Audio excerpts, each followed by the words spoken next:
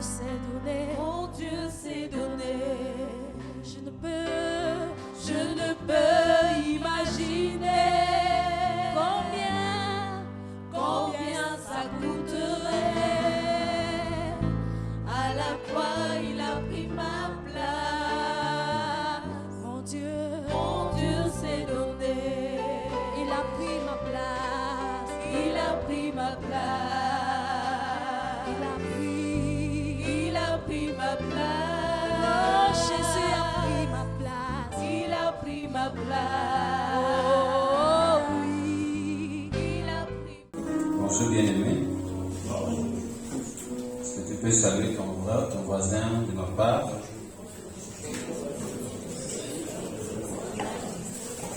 Et lui dit que sans la foi, il était possible d'être agréable à Dieu.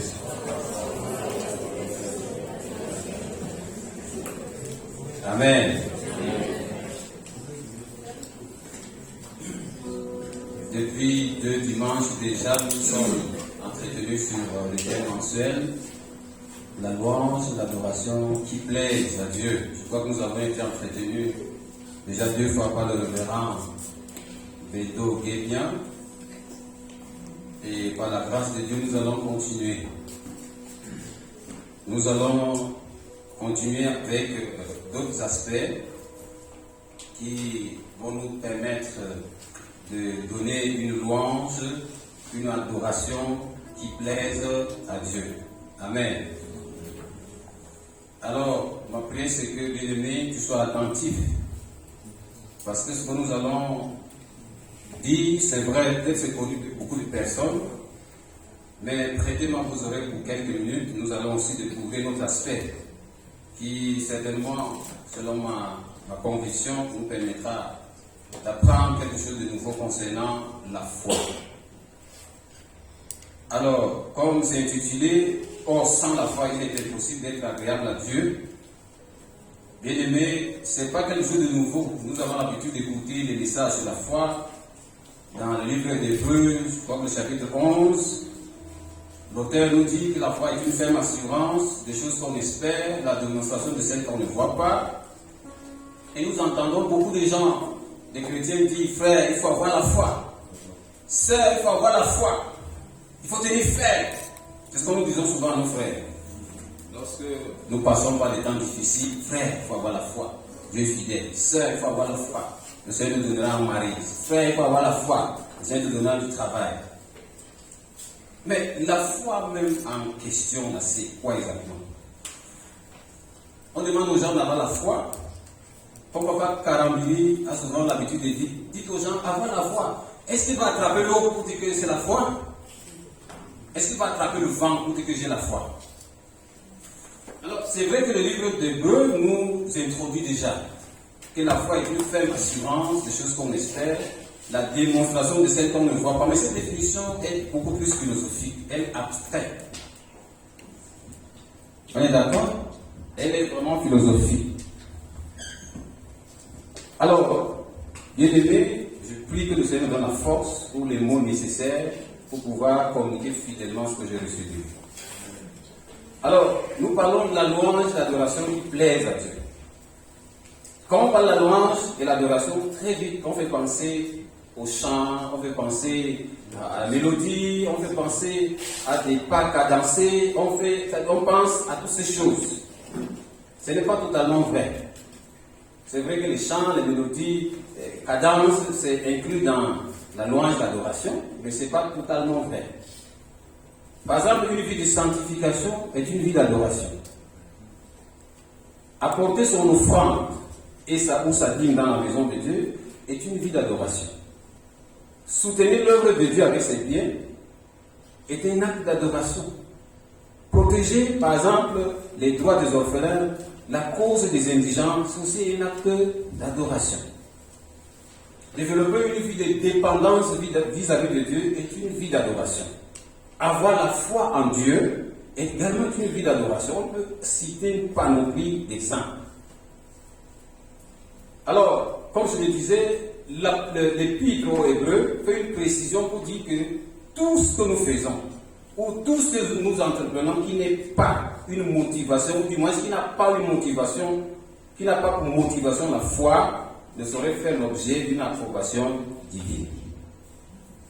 Tout ce que nous faisons, tout ce que nous entreprenons, qui n'a pas pour motivation la foi, ne saurait faire l'objet d'une approbation divine. Dieu n'exauce pas les émotions. Tu peux pleurer, tu peux peut-être rire, tu peux te mettre en colère contre Dieu, tu peux faire un certain nombre de choses liées à l'émotion. Mais Dieu ne sera jamais ébranlé dans sa démarche. Dieu, lui, n'agit pas, ou bien le code qu'il utilise, ou par lequel il agit dans la vie des hommes, ce n'est pas forcément les émotions. Dieu n'exauce pas non plus les larmes, encore moins les cris. Dieu agrée la foi. Amen. Lorsque quelqu'un s'approche de lui, lorsque vous venez avec un projet, vous le présentez devant Dieu, il veut se rassurer si votre projet est soutenu par la foi. Par la grâce de Dieu, nous allons découvrir ce que moi j'entends par foi dans le contexte de notre passage biblique. Alors, comme je disais que beaucoup de gens disent à le faire, il faut avoir la foi, il faut avoir la foi. Et c'est comme ça que beaucoup de personnes se sont donc engagées sur cette voie. Mais au bout du chemin, la foi semble ne pas produire les résultats attendus. Conséquence, le doute commence à naître dans les cœurs. Le découragement aidant, la foi de beaucoup commence à sombrer. On va même douter de la fidélité de Dieu. On va me dire que mais tout ce que les gens s'y prêchent sur le pupitre, est-ce que c'est même vrai? Je priais, je n'ai pas eu de résultat. Je fais ceci, je n'ai pas eu de résultat. Je fais ceci, ça ne marche pas. Est-ce que la Bible est vraie? Alors, l'on se pose la question de savoir quelle est finalement la nature de foi que Dieu exauce. Comment la Bible la définit et comment fait-on pour l'obtenir? Voici les deux questions autour desquelles nous allons bâtir notre réflexion. Comment est-ce que la Bible définit la foi, à travers notre verset que nous avons écrit au tableau, et comment faire, moi, comment je fais pour obtenir cette foi et l'exercer? Lisons notre texte qui a été apprêté à cet effet, Hébreux chapitre 11, le verset 16. Au lieu de lire simplement la partie A, je vais lire entièrement le verset. Il est écrit: or, sans la foi, il est impossible d'être agréable à Dieu, car il faut que celui qui s'approche de Dieu croit que Dieu existe et qu'il est le rémunérateur de ceux qui le cherchent. Je veux nous inviter à considérer le texte je vais dire le contexte de ce passage, ou bien le contexte même du livre d'Hébreux, pour mieux comprendre pourquoi est-ce que l'auteur dit « Or, sans la foi, il est impossible d'être agréable à Dieu. » Puisque la Bible n'a pas été écrite à un peuple comme celui-ci, comme nous là. Quand on écrivait la Bible, on n'était pas abonné. On ne savait même pas si on allait naître. Donc la Bible a été rédigée dans un contexte culturel, politique, économique bien précis. Et on doit simplement y extraire des principes pour nous aujourd'hui.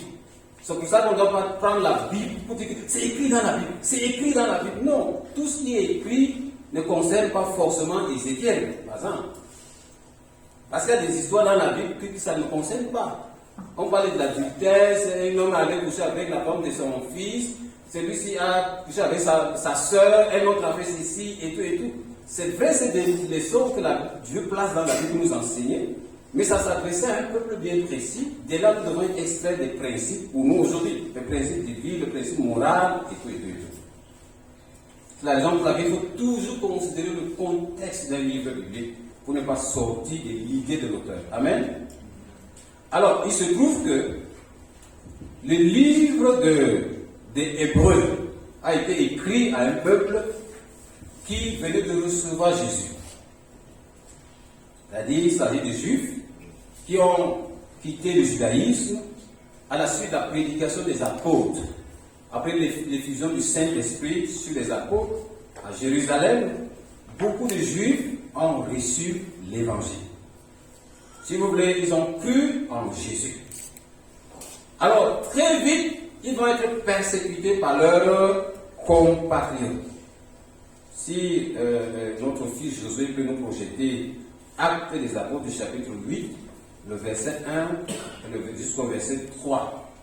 Ce verset nous donnera une idée de ce que je suis en train de dire. Actes des Apôtres 8, verset 1 jusqu'au verset 3. Donc, les Juifs, certains Juifs, ont quitté le judaïsme, ils ont reçu l'évangile, et très tôt, ou bien aussitôt, leurs compatriotes qui n'en voulaient pas, qui ne voulaient pas de cette secte, pour eux c'est une nouvelle secte, ils ont commencé à les persécuter, à les tuer, à les chasser partout. Et comme Paul, Saül, avant de devenir Saul, avant de devenir même Paul, avant de croire en Jésus, il a tellement fait du mal à l'église.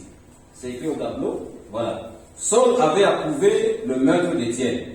Il y eut ce jour-là une grande persécution contre l'église de Jérusalem, et tous, excepté les apôtres, se dispersèrent dans les contrées de la Judée et de la Samarie. Le verset suivant, des hommes qui, pieux, ensevelirent Étienne et pleurèrent à grand bruit. Saul, de son côté, ravageait l'église. Pénétrant dans les maisons, il en arrachait hommes et femmes et les faisait jeter en prison. Voilà donc le contexte. Il y a également le livre de 1 Thessaloniciens, le chapitre 2, le verset 14, qui vient également renchérir ces états de choses. Alors, suite donc à cette persécution, beaucoup de ceux qui sont venus à Christ ont commencé à se refroidir dans la foi. Donc, ont décidé de retourner dans le judaïsme. Alors, l'auteur de l'épître aux Hébreux écrit donc dans une perspective d'exhorter les frères à garder la foi, à rester fermes. Quelle que soit la persécution, ce par quoi ils sont en train de passer, qu'ils demeurent fermes, qu'ils gardent la foi en Dieu, puisque pour l'avoir possédé, les anciens tels que Abel, Enoch, Noé, Abraham et bien d'autres ont eu un témoignage favorable. Alors, c'est quoi donc la foi dans ce contexte, dans le livre que nous venons de lire? C'est-à-dire, or, sans la foi, il est impossible d'être agréable à Dieu. Le mot agréable signifie prendre plaisir. C'est-à-dire, si nous voulons faire une autre traduction, on est en train de dire que, or, sans la foi, Dieu ne prend pas plaisir en nous. C'est-à-dire, le mot agréable signifie prendre plaisir, procurer une satisfaction. Dieu est satisfait lorsqu'il voit la foi en toi. Dieu prend du plaisir dans ce que tu fais lorsqu'il voit la foi en toi. Alors, la partie B du même verset nous aide maintenant, quand nous posons la question de savoir c'est quoi dans la foi, la partie B du même verset répond à cette question. Pourquoi est-ce que je sais que la partie B répond à cette question? C'est à cause de la présence de la préposition car. Car, c'est une préposition qui a ça implique la causalité. C'est une préposition explicative. Ne fais pas ceci car. Quand vous mettez car, pour dire que si tu fais, voilà ce que ça donne. Alors donc, l'auteur dit ceci. Or, sans la foi, il est impossible d'être agréable à Dieu, car il faut que celui qui s'approche, donc il a dit de définir la foi dans notre verset-ci. Pour lui, la foi, c'est s'approcher de Dieu, et en s'approchant, on doit croire que Dieu existe. Parce que ce Dieu, c'est celui qui rémunère ceux qui le cherchent. Amen. Le verbe s'approcher signifie également, parce que ça a été écrit en grec, on a seulement traduit. Nous, on n'a pas la Bible. Ce que nous avons, c'est des traductions. Ça, on observe. Ce n'est pas la Bible. Quand on parle de la Bible, on parle des textes originaux. Ici, c'est des traductions. Et dans la traduction, il y a toujours, c'est l'auteur nous impose son appréciation, son angle de vue, c'est-à-dire son paradigme culturel. Quand par exemple, j'écris au doyau, je vais écrire au doyau en tenant compte de leur arrière-plan culturel. C'est ça, non? Voilà. Alors, quand je prends donc un texte qui a été écrit au doyen, moi, étant Mousgoum, je ne peux pas appliquer le texte littéralement parce qu'il y a des choses qui ont été dites au doyen qui ne me concernent pas. Par exemple, quelqu'un écrit à un peuple où la femme, c'est l'homme qui prépare. C'est l'homme qui parle la cuisine. Ou bien chez les Indiens, où c'est la femme qui dote l'homme. Vous voyez que, à un plan culturel, c'est pas la même chose que chez moi. Chez moi, c'est l'homme qui dote la femme. Voilà. Donc, le mot qu'on a traduit en français, s'approcher, en grec signifie venir à, se lier à, s'attacher à. Là, on est en train de dire que celui qui se lie à Dieu, celui qui s'attache à Dieu, doit garder à l'esprit que Dieu existe. Et le verbe qu'on a traduit en français, exister, c'est esti en grec. Ça signifie être. C'est l'auxiliaire être. Qui indique dans la langue d'origine grecque, qui indique l'idée de ce qui est. Ce qui vient, celui à qui appartient tout, celui qui mérite tout. Mais notre cher Louis II, il a seulement choisi un verbe, il a mis exister, à la place de tout ce que je viens de citer. Vous voyez aussi l'importance à faire les études, non? Je vous encourage à développer ça. Vous n'avez pas besoin d'aller forcément en théologie. Avec des logiciels aujourd'hui, vous pouvez aller dans le profondeur de la parole. Amen. Alors, donc, si nous voulons traduire notre texte, on est en train de dire ceci. Pour être exaucé, il faut que le croyant sache que celui qui est, qui vient, celui à qui appartient tout et qui est digne de confiance, c'est celui-là qui est le rémunérateur de ceux qui le cherchent. Alors, si nous voulons lier cela au contexte des Juifs qui venaient de croire et qui faisaient l'objet de persécutions, l'auteur est en train de leur dire que pendant que vous êtes approchés de Dieu, vous vous êtes liés à lui, vous êtes venus à lui, sachez que celui-là, celui qui est, celui qui vient, celui à qui appartient l'univers tout entier, il est digne de confiance. Amen. Le livre d'Apocalypse appuie également ce que nous sommes en train de dire. Je crois que c'est Apocalypse chapitre 1. Je suis l'alpha et l'oméga, celui qui est et qui vient. Amen. Alors, voilà comment lui il définit dans la foi. La foi, c'est que lorsque tu t'allies à Dieu, tu t'attaches à Dieu, sache que ce Dieu, c'est celui qui est. C'est-à-dire qu'il n'a ni début, ni fin. C'est lui qui vient, c'est-à-dire celui qui tient tout, c'est celui qui est venu juger. C'est lui à qui appartient l'univers tout entier. Ça veut dire, quel que soit ce par quoi tu passes, que ce soit la fournaise à dents, que ce soit les persécutions, ce Dieu-là, toutes choses lui appartiennent et il mérite d'être cru. On n'a pas besoin de douter. Voilà comment lui définit la foi dans le contexte de notre verset. Alors, le même chapitre cite Abel comme un exemple de foi. Genèse chapitre 4, le verset 3 jusqu'au verset 4. Abel et Caïn, son frère, apportent chacun une offrande à Dieu. Abel est agréé ou exaucé, pendant que Caïn est rejeté. Pourquoi? Le livre de Genèse ne nous donne pas a priori la raison. Ça ne saute pas l'œil nu, non? Le livre de Genèse nous dit tout simplement que Dieu a exaucé, a agréé Abel, il a rejeté Caïn.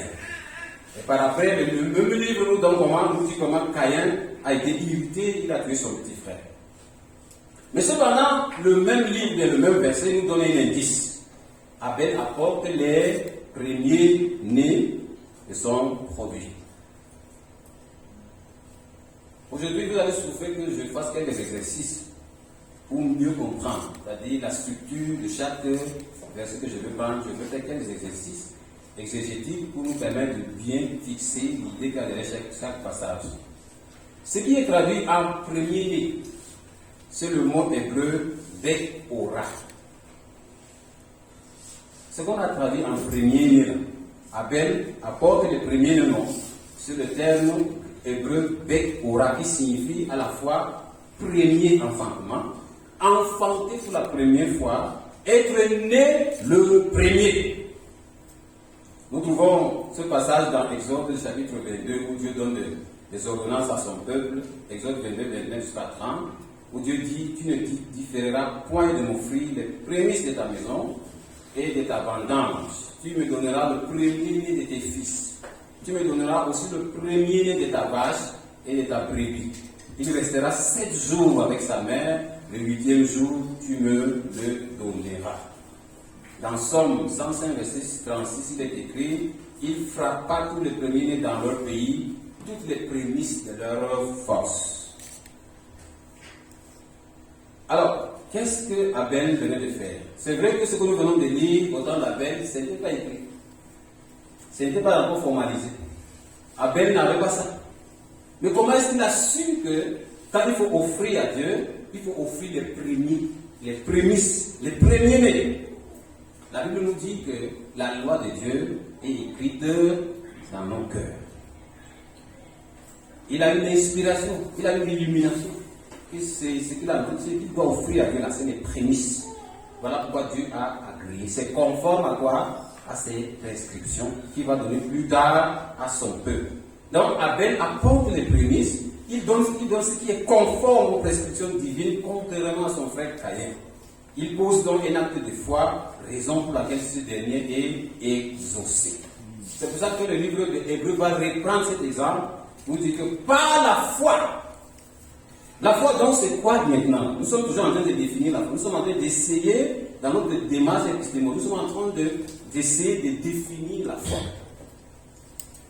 Premièrement, nous avons dit que la foi, dans notre contexte, bien dans notre verset, c'est lorsque vous vous alliez à Dieu, lorsque vous vous attachez à Dieu, lorsque vous venez à lui, c'est-à-dire lorsque vous acceptez Jésus dans votre vie, croyez que vous avez reçu dans votre vie celui qui est, celui qui vient, celui à qui appartient toutes choses, celui-là qui mérite toute la confiance, qui est digne de confiance. Alors, mais maintenant que nous avons posé ce fondement, le livre toujours d'Hébreux nous dit que Abel, comme on a cité ici, il a fait quelque chose qui était conforme aux prescriptions divines. Ça vient donc ajouter un élément à la définition que nous avons donnée au mot foi. Le foi, je vais dire la foi, c'est s'aligner à la pensée de Dieu. C'est faire ce qui est conforme à ce que Dieu dit. Quand on dit c'est une ferme assurance, avant que ça ne soit assurance là, ça veut dire que Dieu a d'abord dit. Dieu a d'abord prévu cette disposition, si on veut parler comme les juristes. Si Dieu n'a pas prévu ça, si ce pourquoi vous priez n'existe pas, si ça ne rentre pas dans les desseins de Dieu, dans les plans de Dieu, même si vous partez donner votre corps en sacrifice, Dieu ne va même pas bouger sur son siège, même ne serait-ce que d'un seul iota. Parce que ça ne rentre pas dans son plan. Ça n'épouse pas ses prescriptions, ses ordonnances. La foi, bien aimé, ce n'est pas un saut dans l'inconnu. La foi, ce n'est pas un saut dans l'inconnu. La foi, regardez tout simplement le cas d'Abel, tout simplement. Abel a fait quelque chose qui est conforme à une disposition légale. Ce que Dieu va donner aux enfants d'Israël par après. Il avait déjà eu l'inspiration, l'illumination. Dieu a validé. Voilà, le premier principe qui se dégage de ce que nous sommes en train de dire, c'est que la foi, ce n'est pas une résolution humaine. Ce n'est pas le fait de se persuader. La foi, c'est répondre favorablement à ce que Dieu dit. Dieu considère toujours ce qu'il dit. Les autres détails ne sont pas importants. Deuxième principe, tout ce qu'une personne fera qui n'est pas une réponse à un besoin exprimé par Dieu, ce n'est pas un acte de foi. Tout ce qu'un homme ou une femme fera qui n'est pas une réponse à un besoin exprimé par Dieu, ce n'est pas un acte de foi, ce n'est qu'une activité. Caïn est un exemple qui parle. C'est ça, non? Caïn est un exemple qui parle. Il a fait pour lui, juste comme une activité, il voulait se débarrasser. Dieu n'a pas exaucé. Abraham s'est rendu en Égypte. Est-ce qu'il allait là-bas sur l'ordre de Dieu? Il est sorti de là avec Agar, qui lui a donné Ismaël, qui est aujourd'hui une grande menace. Voilà. Alors, j'ai encore noté autre chose. Le problème ne se pose pas d'abord au niveau de l'offrande que tu apportes devant Dieu. Le problème se trouve au niveau du vase qui porte l'offrande. Vous chantez, c'est une offrande pour donner à Dieu, non? On apporte des dîmes dans la maison du Seigneur, c'est une offrande. On soutient l'œuvre de Dieu, c'est une offrande, c'est une adoration. On soutient les veuves. On prie, on fait des sacrifices, on se prive d'un certain nombre de choses. C'est une adoration que nous donnons à Dieu. Nous sommes dans une saison de jeûne. C'est un moment de privation. Nous sommes en adoration, nous nous humilions devant Dieu. Le problème ne se pose pas au niveau de ce que nous apportons. Le problème se pose au niveau du vase qui apporte l'offrande. Avec quelle attitude viens-tu dans la présence de Dieu? Est-ce que tu connais celui que tu adores? Comme nous venons de voir, il est celui qui vient, celui à qui appartient toutes choses. Il est digne de confiance, il est digne d'adoration. Nous le disons avec les mots, pas les lèvres. Est-ce que nous avons la révélation de qui il est véritablement? Alors, je vais donc me résumer concernant la première partie qui porte donc sur la définition du mot foi. La foi, dans Hébreux 11, le verset 6, vous lisez tout le verset. Bien-aimé, c'est comprendre que Dieu n'est pas assujetti à quoi que ce soit. Dieu ne saurait être, je ne sais pas comment, influencé par quoi que ce soit. Il est, c'est celui qui vient, celui à qui appartient toutes choses. Il est digne d'adoration, il est digne de louange. Et alors, un deuxième aspect de la foi, c'est lorsque moi, je fais ce qui est inscrit dans la pensée de Dieu. C'est un acte de foi. Ceci me conduit maintenant à dire comment est-ce qu'il faut faire pour obtenir la foi. Comment faire pour obtenir la foi? Romains 10, verset 17. Ainsi, la foi vient de ce qu'on entend, et ce qu'on entend vient de la parole de Dieu. Ainsi, la foi vient de ce qu'on entend, et ce qu'on entend vient de la parole de Dieu. Ce qui est dit ici, ce qu'on a traduit en parole, c'est le rhéma. C'est-à-dire, ainsi, la foi vient de ce qu'on entend. Ce qu'on entend vient du rhéma de Christ ou du rhéma de Dieu. La parole révélée. Contrairement au logos, la parole écrite. La parole révélée. Un homme dans la Bible a eu le rhéma. Isaac. Lui, contrairement à son père, c'est vrai qu'il voulait aussi se rendre en Égypte parce qu'il y a eu un moment où il y a eu de sécheresse à Canaan.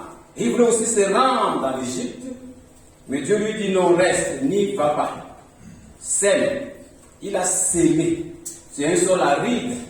La Bible nous dit qu'il a eu d'abondantes récoltes. La foi vient de ce qu'on entend. Ce qu'on entend vient de la parole de Dieu ou vient du rhéma de Christ. La foi naît dans mon cœur lorsque j'entends Dieu dire « Voici ce que j'entends faire ». Amen. La foi naît dans mon cœur lorsque j'entends Dieu dire « Voici ce que j'entends faire ». Aussi longtemps que vous n'avez pas écouté la voix de Dieu, tout ce que vous allez faire, bien-aimé, vous êtes en train de surfer sur la miséricorde de Dieu. Ce n'est pas un acte de foi. Aussi longtemps que vous n'avez pas écouté la voix de Dieu dans un domaine bien précis, tout ce que vous faites, je dis que vous êtes en train de surfer sur la miséricorde de Dieu. Ce n'est pas un acte de foi. Seule la foi déclenche, c'est-à-dire, je veux dire, la foi est déclenchée dans nos vies par la parole.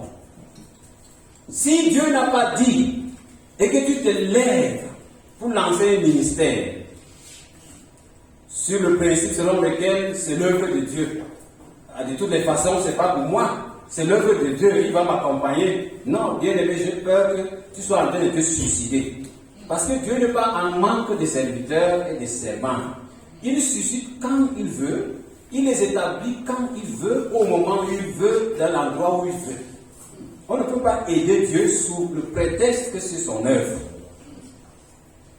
Tu n'as rien entendu, mais tu dis avoir la foi. Il faut faire aussi la différence entre la foi qui nous conduit au salut et la foi pour opérer. La foi qui nous conduit au salut, vous avez reçu Jésus. Avant de recevoir Jésus, c'est même la foi qui vous permet d'accepter Jésus comme Fils de Dieu, le Sauveur et tout et tout. C'est bon. Nous parlons donc de la foi qui nous permet d'opérer, d'entrer dans les profondeurs, d'amener en existence les choses qui sont encore cachées, les choses qui ne sont pas révélées, pour opérer dans le surnaturel. Cette foi-là, bien aimé, il faut écouter. Si vous n'avez pas écouté, j'ai bien peur que ça soit un suicide. Amen.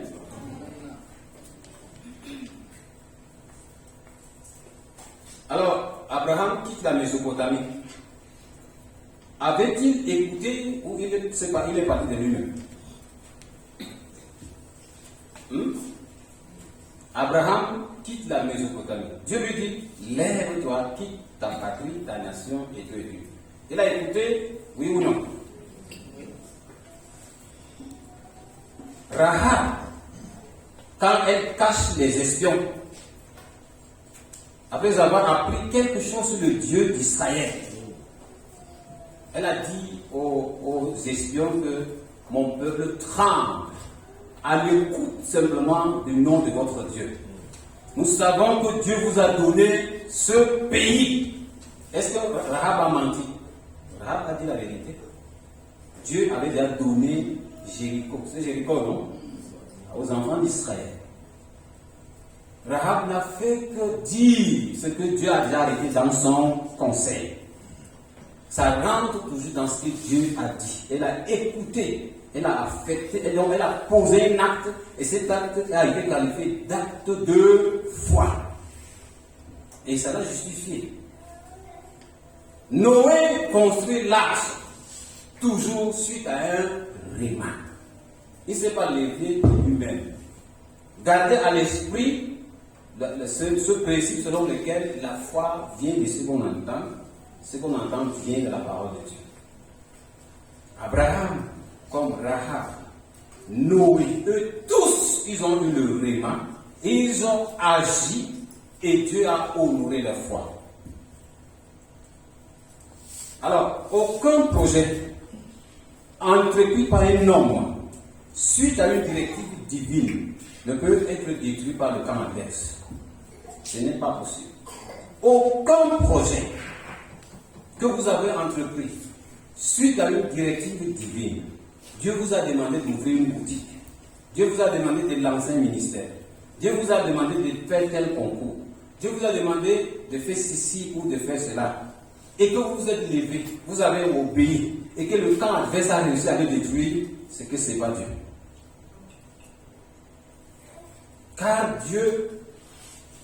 Car ce que Dieu dit ne peut être assujetti par les forces du mal. C'est impossible. Ésaïe 5, 55, verset 11, autant pour moi, il est écrit, ainsi en est-il de ma parole, qui sort de ma bouche. Elle ne retourne point à moi sans effet, sans avoir exécuté ma volonté et accompli mes desseins. Le problème, c'est que nous n'écoutons pas souvent Dieu. Parfois, ce sont nos sentiments. Parfois, ce sont nos pensées. Parfois, ce sont nos résolutions. Parfois aussi, c'est Dieu qui a parlé. Mais nous n'avons pas mis en pratique les principes qu'il nous a donnés. Pourquoi est-ce que je dis que la parole de Dieu ne peut pas être assujettie? Genèse 1, verset 1 jusqu'au verset 5. Quelqu'un peut nous lire ça rapidement, s'il vous plaît? Mais je vais même lire à partir d'ici pour gagner un temps. Genèse 1, 1 à 5. Il est écrit: au commencement, Dieu créa les cieux et la terre. La terre était informe et vide. Il y avait des ténèbres à la surface de l'abîme et l'Esprit de Dieu se mouvait au-dessus des eaux. Dieu dit que la lumière soit et la lumière fut. Dieu vit que la lumière était bonne et Dieu sépara la lumière d'avec les ténèbres. Dieu appela la lumière jour et il appela les ténèbres nuit. Ainsi il y eut un soir, il y eut un matin, ce fut le premier jour. Voilà le récit de la création. Dieu commence, il fait les cieux, il fait la terre. Les cieux n'ont pas de problème. C'est ça, non? Mais c'est la terre qui a un problème. Elle est informe et vide. Comme si cela ne suffisait pas. Les ténèbres faisaient quoi? Il y avait des ténèbres à la surface de l'abîme. Et en même temps, l'Esprit de Dieu mouvait au-dessus des eaux. C'est-à-dire le verbe mouvoir, là, c'est le verbe planer, comme un oiseau, voltiger. L'Esprit de Dieu était en train de voltiger. Il faisait la reconnaissance du monde qui devrait avoir la forme. C'est un monde qui n'avait pas de forme. Un monde chaotique, un monde ténébreux. Mais la parole de Dieu sort dans un tel environnement. La parole de Dieu réussit à extraire la lumière. Si la lumière, si les ténèbres étaient puissants, avaient la capacité d'assujettir ce que Dieu dit, elle aurait pu étouffer ce que Dieu a dit. Mais la parole de Dieu a marché dans un environnement informe, dans un environnement tordu, dans un environnement chaotique. Mais cette parole a réussi à extraire la lumière. Bien-aimés, lorsque vous parvenez à accéder à la pensée de Dieu pour un domaine bien précis et que vous appliquez ce que Dieu vous dit, vous avez des résultats. La foi, en réalité, c'est ça. C'est que je parviens à détecter dans le monde spirituel ce que Dieu veut faire. Si Dieu dit qu'il veut créer une assemblée, il veut faire une assemblée de 5000 personnes ici en Yaoundé, et qu'il dit que c'est avec Thierry Ndiaye qui va faire ça. Thierry n'a pas besoin de réfléchir, n'a pas besoin de tergiverser, de cogiter pour dire que mais est-ce que ça va? Je ne dis pas que le bon sens, on doit l'éteindre, non. Le bon sens doit être là. Mais Thierry ne doit pas regarder au défi pour dire que mais Seigneur, je ne peux pas passer dans cette ville. C'est une ville dominée par ceci, une ville dominée par cela. Je ne peux pas, d'ailleurs, je n'ai même pas l'argent. Comment est-ce que je peux lancer une assemblée de 5000 personnes et tout et tout? L'acte de foi, c'est quoi? L'acte de foi à ce moment, c'est que je dis à Dieu, oui, j'ai compris. On commence comment? On commence quand? Alors, est-ce que nous parvenons souvent à atteindre ce niveau dans tout ce que nous faisons? Soit dans nos ministères, soit dans nos familles, dans nos affaires. Est-ce que nous parvenons à écouter Dieu clairement au sujet de ce qu'il veut faire avec nous? Est-ce que nous avons le réma dans ce que Dieu veut faire avec nous? Bien-aimés, je vous invite à une vie de méditation. Le conseil que je vais donner pour finir, je nous invite à une vie de méditation, une vie d'étude de la parole, entrer dans les profondeurs de la parole, les entrailles de la parole. Puisez-y la pensée de Dieu. Dès lors que vous parvenez à déceler un signal de Dieu, inscrivez-vous dans le sens de ce signal. Si Dieu vous dit que voici ce que je vais faire, inscrivez-vous aussitôt. Si Dieu dit que non, ce n'est pas ce que je veux faire, bien aimé, ne faites pas. Parce que là, ce n'est pas une acte de foi, vous êtes en train de vous suicider. Alors, l'objectif c'était que pour être agréable à Dieu, il faut avoir la foi. Sans la foi, bien aimé, tout ce que nous allons faire, c'est inutile. C'est non-sens. Alors, comment faire pour avoir la foi? La foi naît dans mon cœur lorsque j'entends Dieu dire que voilà ce que je veux faire. Voilà le résumé du message. Sans la foi, je ne peux pas être agréable à Dieu. Comment je fais pour avoir la foi? La foi naît dans mon cœur lorsque j'entends Dieu dire voici ce que je veux faire. Voilà, si vous n'avez pas retenu, comme j'ai dit ça dans pas des paroles lacunaires, même si vous n'avez rien retenu, retenez ça. La foi, c'est ce qui me rend agréable à Dieu. Et pour que j'ai cette foi, il faut que j'entende Dieu dire que voilà ce que je veux faire.